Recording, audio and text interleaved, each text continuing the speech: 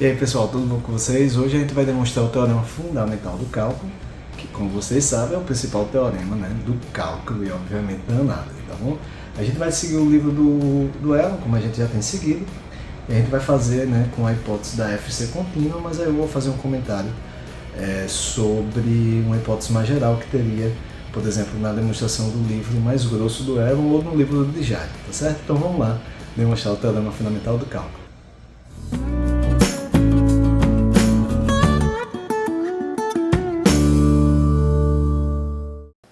E aí pessoal, como eu já falei para vocês, hoje a gente vai provar o teorema fundamental do cálculo, que é óbvio, é o principal teorema, né, do cálculo. E a gente está agora no capítulo 11 do livro do Elon, aquele cinza, né, que é o mais fininho, não estou com ele aqui, está um pouco longe de mim. E nessa primeira sessão do capítulo 11 a gente vai provar os teoremas clássicos, né? Aí a gente começa com o teorema fundamental do cálculo, depois mudança de variáveis e segue. Veja só, no outro livro do Elon, o mais grosso, né, que é o curso de análise, ele faz o teorema fundamental do cálculo com uma hipótese um pouco mais geral. Então, vou explicar para vocês aqui o enunciado e depois eu vou, antes de demonstrar, comparar com o que a gente tem lá no livro mais grosso ou no Dijari. Na verdade, eu vi primeiro no Dijari para depois ver no outro livro do Elon, o curso de análise, né, que é o mais grossinho. Então, o que é que diz o teorema fundamental do cálculo? E aí eu já vou aqui deixar claro o que é que na outra versão fica um pouco mais forte o teorema, de certa forma, tá? Então, seja f uma função contínua, e aqui é onde está o ponto, né? Seja f uma função definida no intervalo i contínua, então as seguintes afirmações são equivalentes a respeito de uma função f maiúsculo que sai do intervalo em R.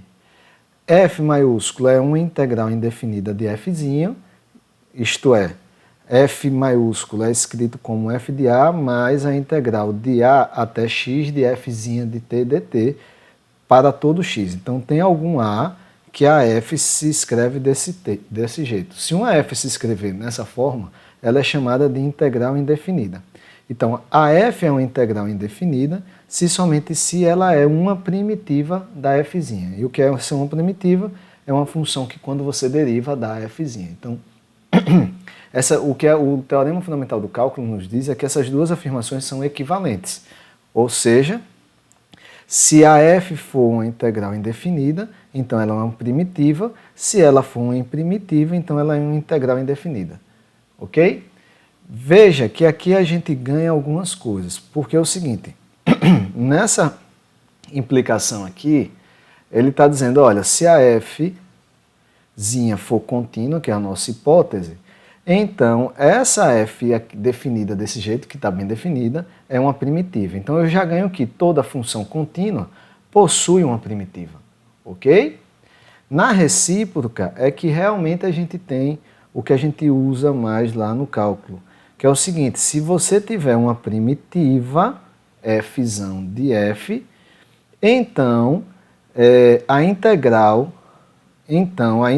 de a até b f de t dt é igual a primitiva aplicada no b menos a primitiva aplicada no a. Então o 2 implica 1 é o que a gente tem lá, realmente o teorema fundamental do cálculo, né, nessa versão que a gente usa mesmo, porque aí o trabalho de calcular uma integral não é calcular soma superior, soma inferior ou soma de rima. O trabalho de calcular uma integral é de achar uma primitiva dela, porque se você achar uma primitiva, então vale isso aqui, ok? Só que preste atenção, pessoal, aqui a gente está na hipótese da função ser contínua, a demonstração se torna bem simples nesse caso. Então, como eu falei para vocês, o 1 implica 2, no final de tudo ele está dizendo que se a f for contínua, ela tem uma primitiva. Qual é a primitiva? Qualquer integral indefinida dela é uma primitiva. E já no 2 implica 1 é que a gente tem uma versão mais geral, tirando essa condição de continuidade. E o 2 implica 1 é o que realmente é o teorema fundamental do cálculo, tá? No livro do Elon, por exemplo, o que ele chama de teorema fundamental do cálculo é o 2 implica 1. Então, aqui está a versão um pouquinho mais geral, que ele diz o seguinte: se a f for integrável e possuir uma primitiva, veja, ele não está com a hipótese da f ser contínua.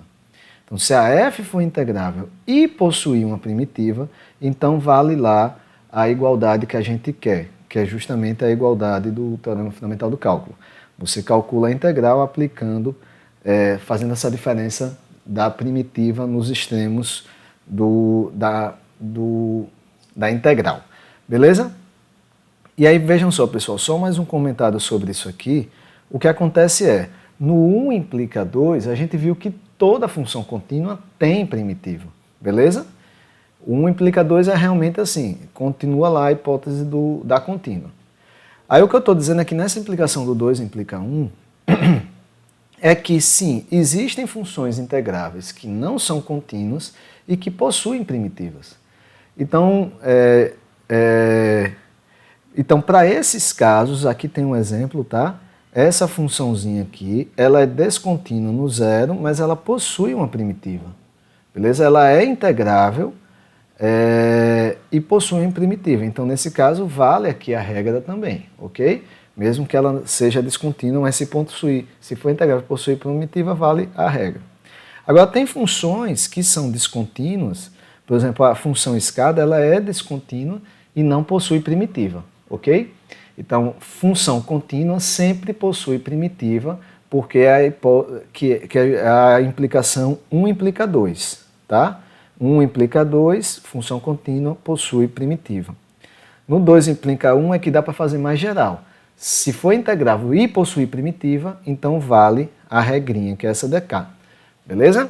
Mas a gente vai provar que nem nessas hipóteses aqui. Quem quiser dar uma olhada nessa outra versão, dá uma olhada no outro livro do Elon. Ok? Eu vou seguir aqui como ela, a demonstração é bastante simples, sendo possível até de ser apresentado num curso de cálculo, caso se tenha tempo, tá?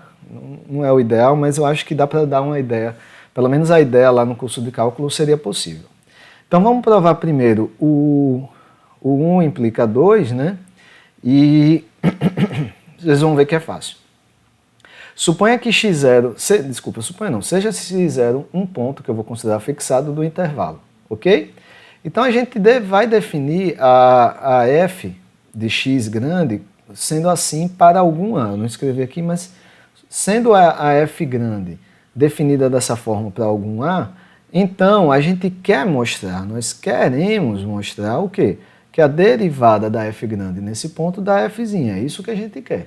Mas o que é a derivada da f num ponto é esse limite aqui, ok? O Elon faz com x mais h com h tendendo para zero, mas é do mesmo jeito.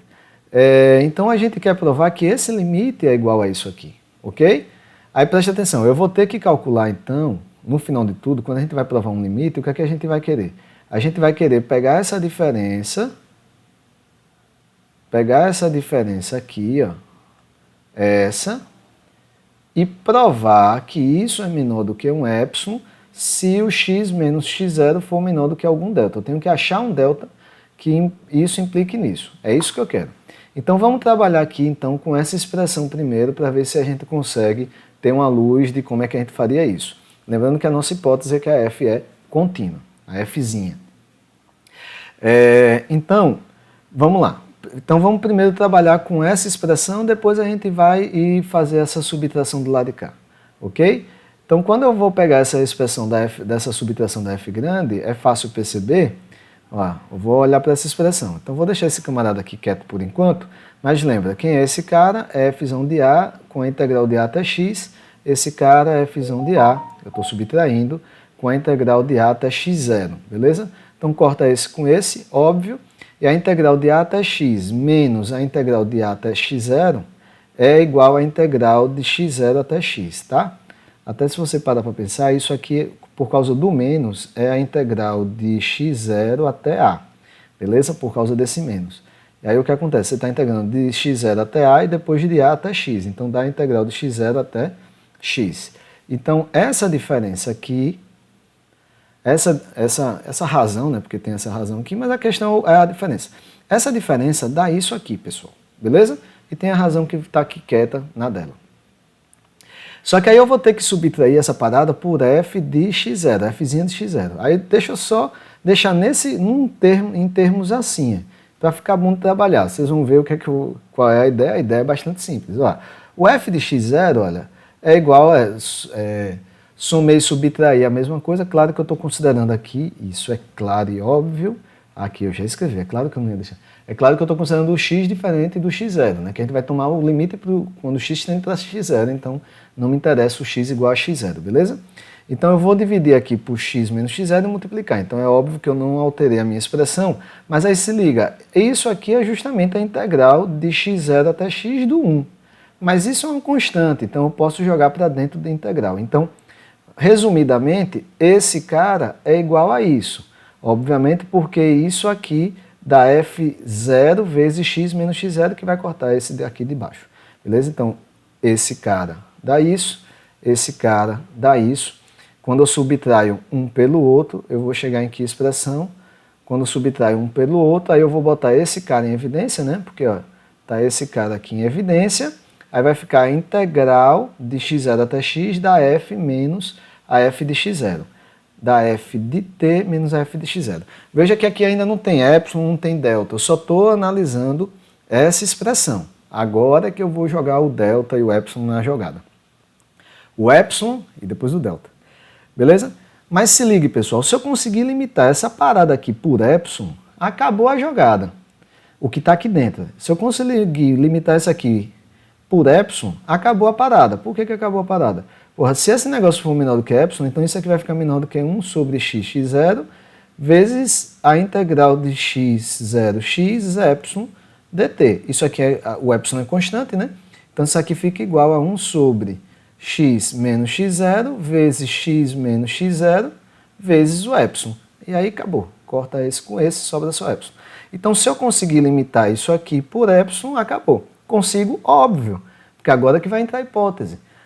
Na verdade já tinha vou falar só um pouco depois, a gente já estava usando a hipótese desde o início, mas aqui está forte a hipótese de que a f é contínua no x0. Eu vou pedir que isso aqui esteja menor do que delta, desculpa, de que epsilon, desde que essa distância aqui seja menor do que delta. Lembrando que se a distância do x0 para o x for menor do que delta, implica que a distância do t para o x0 também é menor do que delta, porque o t está variando de x0 até x. Então a distância, se eu limitar essa distância, obviamente a distância do t para o x0 vai ser limitada pelo mesmo delta, ok? Então como a função f é contínua, fzinha é contínua no x0, dado o epsilon positivo, como a f é contínua no x0, não existe delta, de maneira que se a distância do t para o x0 for menor do que delta, então essa distância aqui é menor do que epsilon, beleza? Então, aí, beleza? Eu peguei esse delta que faz isso aqui, ok? Então, se a distância do x para o x0 for menor do que delta, o que é que vai acontecer? Então, lembra que aqui eu tenho que comparar realmente x com x, a distância do x para o x0, não é a do t. A do t eu vou comparar aqui dentro, beleza? Mas se essa distância do x para o x0 for menor do que delta, que é isso que eu já falei, se essa distância for menor do que delta, então a do t para o x0 também é menor do que delta. Então veja, se eu pego o x com a distância para o x0 menor do que delta, olha para a minha desigualdade, eu estou usando aqui o quê? Vou usar aqui, olha, aquela desigualdade do teorema que diz que o módulo da integral é menor ou igual do que a integral do módulo. Porque essa parada estava assim, eu meti um módulo aqui e vai ficar um módulo aqui, beleza? Então o módulo da integral é menor ou igual que a integral do módulo. Então vem para cá. Aqui eu botei uma observação em vermelho, pessoal, porque na verdade, a gente precisaria primeiro assim considerar o x maior do que o x0 e depois o x0 maior do que o x, ou seja, fazia a derivação à direita e depois à esquerda, vocês iam ver que ia dar certo do mesmo jeito. Então eu poderia supor, sem perda de generalidade, o x0 menor do que x. E então, se não, eu teria que explicar direito, que é o caso que eu fiz aqui. Por exemplo, já que eu não supus, o que acontece? Quando eu uso essa desigualdade o módulo da integral é menor ou igual que a integral do módulo, se o x0 for maior do que o x, aqui eu teria que inverter, beleza? mas aí eu peço desculpa por seguir desse jeito assim mais curto. Já me perdi, mas aqui é porque tem realmente essa atenção. Eu estou meio que considerando ser perda de generalidade x maior do que x0, porque na verdade eu provaria assim que a derivada direita dá o fzinho de x0, e depois teria que provar a esquerda, mas a demonstração é igual, análoga. Então a integral, isso aqui é igual ao módulo disso, o módulo da integral é menor ou igual que a integral do módulo, esse camarada aqui é menor do que epsilon. Por quê? Porque a distância do x para o x0 é menor do que delta, então do t para o x0 também é menor do que delta. Então, esse cara é menor do que epsilon, então isso aqui dá menor do que epsilon. Portanto, o limite disso dá isso. Ou seja, a derivada da f grande no x0 dá f, beleza? Só uma coisa que eu falei é o seguinte, a gente está usando que a função é contínua já para definir isso aqui. Isso aqui está bem definido por quê? Porque toda função contínua é integrável, ok? Se a gente fosse tirar essa hipótese de ser contínua no implica 2, seria assim. Suponha que a fzinha é integrável, que ela é contínua no ponto x0. Então, a derivada dessa f grande no x0 é fzinha de x0. Então, precisa dar continuidade de toda forma, só que não seria enfraquecer o teorema, não. Seria provar outro teorema, tá? Então, o que eu estou dizendo aqui do 1 implica 2, a gente realmente usa e precisa da continuidade. Do 2 implica 1, pessoal, é que a gente vai usar aqui a continuidade da f. Eu até nem enfatizei, eu realmente segui a demonstração do Elon, só eu tentei explicar um pouco melhor. Mas eu vou enfatizar para vocês agora onde é que a gente usa a continuidade aqui. Ok? Vejam só. Então, pelo que a gente acabou de provar, que seria o 1 implica 2, a gente já provou que é verdade. Atlas está usando a tese. Não, não é isso. Eu provei já um resultado. 1 implica 2. Se a f for contínua, então a integral indefinida é uma primitiva. Então, se a f for contínua, ela tem uma primitiva garantida. Qual? A integral indefinida é uma primitiva. Qualquer integral indefinida é uma primitiva garantida para f. Beleza? Então vamos supor que a f grande é uma primitiva da f, eu tenho que provar o quê? Eu tenho que provar que essa f grande é uma integral indefinida. Então, se a f grande é uma primitiva, eu tenho que provar que ela satisfaz essa formulazinha aqui, beleza? É isso que eu tenho que provar. O que é que eu sei? Bem, eu sei que a gente vai usar aqui, pelo que acabamos de provar, aqui a gente está usando que f é contínuo, beleza? Porque pode parecer que a gente não está usando em canto nenhum, que é f contínua, mas está. Nesse canto aí, que a gente vai usar o 1 implica 2, que a gente já provou, a gente está usando que a f é contínua, a f pequena. Então, pelo que a gente acabou de provar, essa função aqui, que é uma integral indefinida, é uma primitiva da fzinha, ou seja, a derivada dessa função dá a fzinha, beleza? Só que aí o que acontece? Por nossa hipótese, a derivada da f grande também dá a fzinha, então a derivada da φ é igual à derivada da f grande, onde? No intervalo. E aí tem um corolado do teorema do valor médio, dá uma olhada lá, isso está provado em algum vídeo anterior, do corolados do teorema do valor médio, que diz o seguinte: se duas funções têm derivadas iguais em um intervalo, então a diferença delas é uma constante, isto é, uma é igual à outra mais uma constante c, beleza? Só que aí se liga só, quem seria essa constante c? Vamos aplicar, então isso aqui vale, ok? Pelo corolado do teorema do valor médio. Agora, se vale isso, quando eu aplico o f de a, o que é que vai acontecer? Então, vai ficar φ de a mais c, mas só que φ de a, pessoal, φ de a é a integral, porque quem é φ? Φ de x é a integral de a até x da f. Então, φ de a fica a integral de a até a, e isso dá zero, beleza? Então, essa constante c é, na verdade, a f grande de a. Então, o que acontece? Pô, se a